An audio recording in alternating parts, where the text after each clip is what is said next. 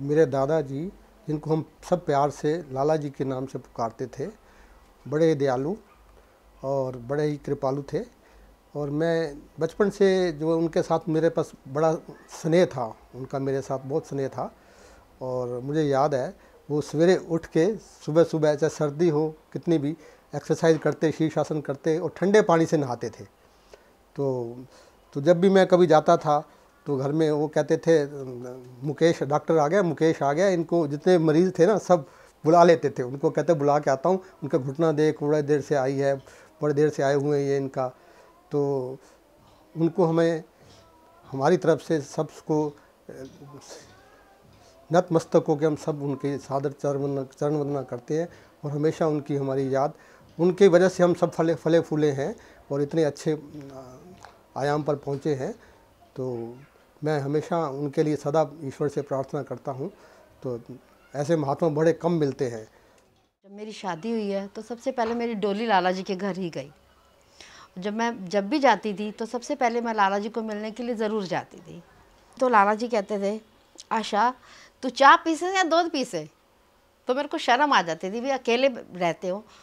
तो कहते थे नहीं नहीं, अगर तेन शर्म आ रही है आशा तू दस, नहीं तो तू अपने आप बना ला, तो जाके मेरे वास्ते भी ले आ, तो तू आप भी पी ला।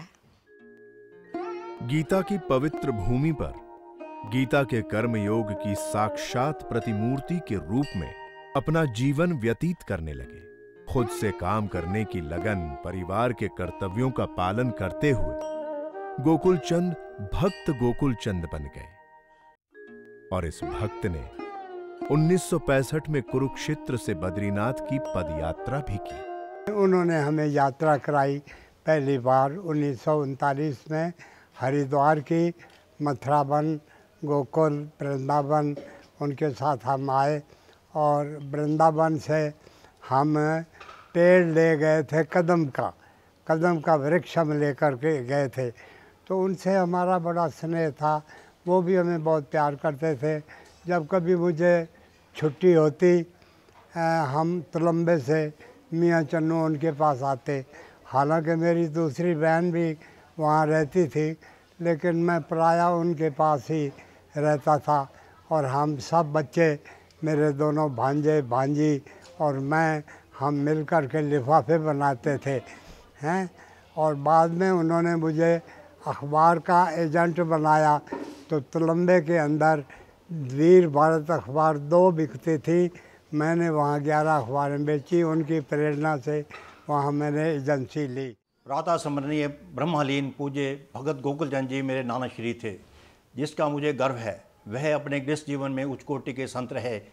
उन्होंने श्री बद्रीनाथ तीर्थ स्थान एवं अन्य कई धामों की अपने सुपुत्र श्री रामगोपाल अंशु एवं अन्य भक्तों के संग पैदल यात्राएं की। उनके बड़े सुपुत्र डॉक्टर मदनलाल वर्मा भी अध्यापन के साथ साथ इस पद पर उनके साथ रहे। उन्होंने कुरुक्षेत्र में अपने निवास स्थान में वर्ष 1966 में मनोकामना सिद्ध हनुमान मंदिर की स्थापना की, जिसका अब 50वां स्थापना वर्ष मनाया जा रहा है। वह नाम स्मरण हरि भजन में चैतन्य महाप्रभु के जीवन दर्शन के अनन्य उपासक रहे। उनके सानिध्य में मैंने सारा जीवन व्यतीत किया। उनके आशीर्वाद से ही मैं ज़िंदगी के उस मुकाम पर पहुंचा हूं, जहां मुझे एहसास होता है कि आज अगर होते तो और जीवन की कला सीखने का अवसर मिलता। वह कहते थे, हिम्मत न हारिए, राम न वसारिए। उनके भावों में ज़रा यूं चलो कि हर कदम पर तुम्हारा खैर मकदम हो, उम्र वहाँ यूं भी है और वो भी। एक शेर मुझे याद आ गया है, खुश जमाले याद आते हैं, बेमिसाले याद आते हैं, दुनिया दिल जिनसे मुनव्वर थी वो उजाले याद आते हैं। भगत गोकुल चंद जी गोलोक धाम में चले गए हैं, उनकी याद हमें हमेशा आएगी। आज हम उनके चरणों में श्रद्धा सुमन अर्पित करते हैं। कुरुक्षेत्र में चैत्र 14 के दिन अष्टकोशी परिक्रमा की परंपरा के प्रति जन जन में, युवकों, बुजुर्गों और बच्चों में उत्साह पैदा करने का श्रेय भक्त जी को जाता है। इस पूरे क्षेत्र में सनातन धर्म के प्रचार प्रसार तथा गौ, ब्राह्मण व अतिथि सेवा का व्रत लिए हुए भक्त गोकुल चंद जी ने अपना पूरा जीवन समर्पित कर दिया। राग द्वेष से पूरी तरह रहित उनके व्यक्तित्व में बच्चों जैसी सरलता हमेशा बनी रही। हर मंगलवार व एकादशी के दिन वे नियमित रूप से व्रत तथा संकीर्तन करते थे। जब भगत जी से मेरा मुलाकात हुई तो भगत जी ने मुझे कहा कि आप हनुमान जी के सामने गद्दी के ऊपर बैठे। मैं उनसे कहने लगा, भगत जी मैं तो कभी भी इस कार्य में प्रयुक्त नहीं हूँ। लेकिन कहने लगे कोई बात नहीं, ये हनुमंत लाल जी की कृपा है, आपको यहाँ पे बैठना है। मेरा और आपका जीवन लगभग एक सा है, इसलिए मेरी ये इच्छा है कि आप इस गद्दी के ऊपर बैठें। और बैठते ही उन्होंने मुझे एक दोहा बताया कि आपने एक विचार रखना है, मंगन गया सो मर गया, मंगन मूल ना जाए, उससे पहले वो मर्या जो होए तो कर दे ना है। आपने किसी से मांगना नहीं, हनुमंत लाल जी आपका कार्य सारा सिद्ध करेंगे। उसके पश्चात मैं वहाँ पे गद्दी के ऊपर बैठने लगा। भगत जी का जीवन एक ऐसा जीवन था, एक वृक्ष के समान। जैसे वृक्ष बीज रूप में होता है तब भी वो भलाई के कार्य करता है, उसके बाद वह विकसित होता है, विकसित के बाद भी भलाई करता है, फिर उसकी छाया होती है, पुष्प होते हैं, मकरंद होती है, सुगंध होती है। जो भी कार्य वो करता है वो लोक कल्याण के लिए करता है। भगत जी का सारा जीवन उन्होंने लोक कल्याण के लिए अर्पित किया। वास्तव में वह सफ़ेद वस्त्रों के अंदर एक शुद्ध संत थे, शुद्ध, प्रबुद्ध और विशुद्ध संत।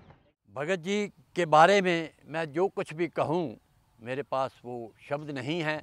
एक कवि ने बड़े सुंदर शब्दों में कहा है, आपकी खिदमत में क्या कहूँ शब्द कम पढ़ते हैं, आपकी खिदमत में क्या कहूँ शब्द कम पढ़ते हैं, खिल उठते हैं हमारे चेहरे जब अदब से आपका नाम लेते हैं। ऐसे भगत जी थे जिन्होंने पाकिस्तान से आकर के बड़े कष्टों को झेल करके अपनी कठोर तपस्या और कठोर जीवन बिता करके एक अपनी ज़िंदगी को आगे बढ़ाया। कोई ऐसा व्यक्ति होता है जो अपने जीवन यापन के साथ प्रभु चरणों की तरफ भी ध्यान रखता है, दोनों काम इकट्ठे कोई व्यक्ति कर सकता है। इसीलिए इस शिद्दत से निभा अपना किरदार। भगत जी कहा करते थे कि जीवन ऐसा जियो, इस शिद्दत से निभा अपना किरदार, पर्दा गिर भी जाए पर तालियां बजती रहें। न्यू कॉलोनी कुरुक्षेत्र में उनके द्वारा स्थापित मनोकामना सिद्ध श्री हनुमान मंदिर का मूर्ति स्थापना दिवस पिछले 50 वर्षों से हर वर्ष मई जून के महीनों में बड़ी धूमधाम से मनाया जाता है। इसमें संकीर्तन, प्रवचन, हवन तथा भंडारे का आयोजन किया जाता है। श्री गुरु चरण सरोज रज, निज मन मुकुर सुधारि, बरनउँ रघुबर बिमल जस, जो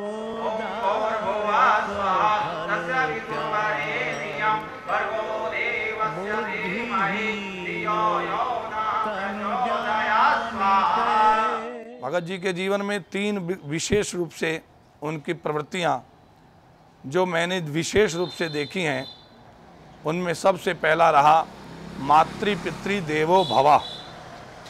जो माता पिता की सेवा करने में सबसे पहले ईश्वर का स्वरूप, ईश्वर का ही प्रतिबिंब देखते हैं, ऐसी भगत जी की मान्यता रही है। दूसरी गुणवत्ता का जो उनका विशेषता रही वो है अतिथि देवो भवा। आए हुए सभी आगंतुक, कोई भी व्यक्ति जो उनके द्वार पर दस्तक देने वाला रहा, उसको भगत जी ने अपने प्रेम से, अपने भक्ति भाव से जीता और उसकी सहर्ष सेवा करी। और इसके अलावा तीसरी उनके जीवन की विशेष गुणवत्ता रही मातृ पितृ देवो भवा, अतिथि देवो भवा और गौ माता की सेवा। जो उन्होंने अपने शरीर के जितना समय तक वो उसकी सेवा में रह सकते थे, बुढ़ापा आने के बावजूद भी उनकी तन्मयता, उनकी जीवन की समरसता इस कदर उन पर जो विशेष प्रभावी है वो सब के लिए एक प्रेरणा स्रोत है, जिन्होंने जीवन में औरों के लिए काम किया है।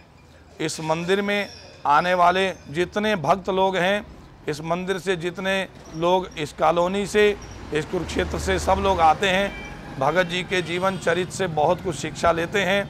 और यह मंदिर सभी भक्तों के प्रयास से आज जितना भी नाम इसमें यहाँ पर हो रहा है, वे सभी आप लोगों की कृपा प्रसाद है।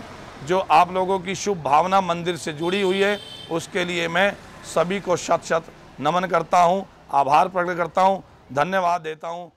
निरंतर 48 वर्षों तक कुरुक्षेत्र की पावन धरती पर प्रभु भक्ति की अजस्र धारा प्रवाहित करने वाले भक्त गोकुल चंद जी रल्हन 17 मार्च 1996 को संसार से महाप्रयाण कर गए थे। मुझे इतना कुछ तो याद नहीं है, एक दो चीज़ें ज़रूर याद है जो मैं बताना चाहूँगा।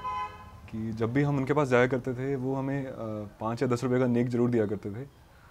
और एक चीज़ और, जब उनको अंतिम यात्रा के लिए लेकर जा रहे थे, तो रास्ते में एक पीपल का वृक्ष था, तो उस पीपल के वृक्ष से पीपल के पत्तों की पूरी बारिश हुई थी उनके ऊपर। वो शायद भगवान जी ने ही करी थी, हनुमान जी ने। मुझे बड़ी खुशी है कि भगत श्री गोकुल चंद जी के द्वारा स्थापित हनुमान मंदिर के 50 वर्ष पूरे हो रहे हैं। और ये मंदिर न्यू कॉलोनी के साथ साथ और आसपास के क्षेत्र को में जाना जाता है अच्छी तरह से।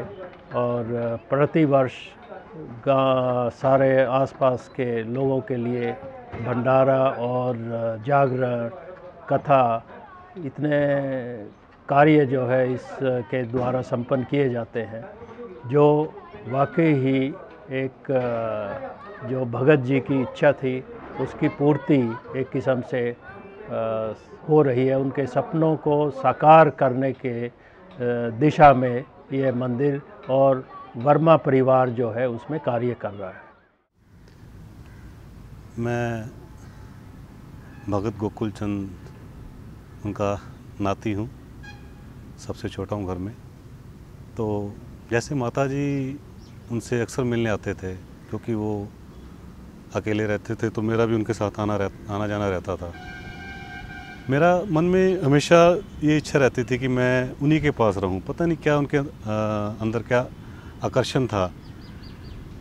बहुत मुझे ऐसा लगता था कि मैं किसी एक संत पुरुष के पास बैठा हूँ, आके उनकी बातें सुनता था मैं। तो मतलब बड़ा एक अद्भुत सा मुझे महसूस होता था, उनको देखता था सफ़ेद वस्त्रों में। तो एक आज मैं सोचता हूँ कि मैं एक बड़ी विशुद्ध आत्मा को फील करता था उनके साथ में। एक जैसे एक संबुद्ध पुरुष होते हैं गृहस्थ आश्रम में रहते हुए भी, तो उनका जो एक काम करने का ढंग था, एक बिल्कुल राग से परे, द्वेष से परे। और मतलब कि जब भी किसी से बात करनी, उनको कोई भी घर में आता था तो हर एक से प्यार से, वो बिना वो उसकी, जैसे कहते थे कि इसको चाय पिला के भेजना, ऐसे नहीं भेजना। तो आज मुझे महसूस होता कि मैं उनको मिस किया मैंने। उनकी कितनी बातें मुझे आज पता लगती हैं, उस समय हमें समझ नहीं होती थी इन बातों की कि वो क्या कह रहे हैं, क्या नहीं कह रहे हैं। परंतु आज मैं इस अपनी उम्र के पड़ाव पे आज महसूस करता हूँ कि वो एक काफ़ी पहुँचे हुए एक संत की तरह ही व्यवहार करते थे। 3 घंटे तक समाधिस्थ रहने के बाद उन्होंने अपने नेत्र खोले, सबको आशीर्वाद दिया और उसके बाद असीम शांति से देह त्याग किया। इस तरह कर्मयोगी होते हुए भीतर से सन्यासी बने रहे। स्वयं अपने हाथ से मेहनत करके आजीविका कमाने का संकल्प उन्होंने जीवन भर पूरा किया। मैं जब भी कभी घबरा जाता था तो एक एक बात को मुझे अच्छी तरह समझाते थे, नहीं तुम घबराओ नहीं, ये भी हो जाएगा, ये भी कार्य हो जाएगा, ये भी कार्य हो जाएगा। फिर उन्होंने मुझे बहुत संभाला। पिताजी मुझे साथ बैठा करके बातें सुनाते थे कि मैं पहले कैसे रहा करता था, किस तरह हम वहाँ पर इकट्ठे जाते थे, अपनी गाय को अब बांधना, करना, ठीक करना, सब कुछ। मैं वही सब बातें उनकी अच्छी लगती थी।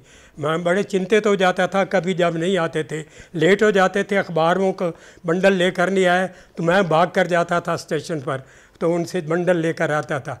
फिर मुझे सारी बातें बताते थे, किस तरह तुम ये अपनी ज़िंदगी बनाओगे, कैसे करोगे, चिंता ना किया करो, कभी कोई कमी नहीं आएगी, किसी तरह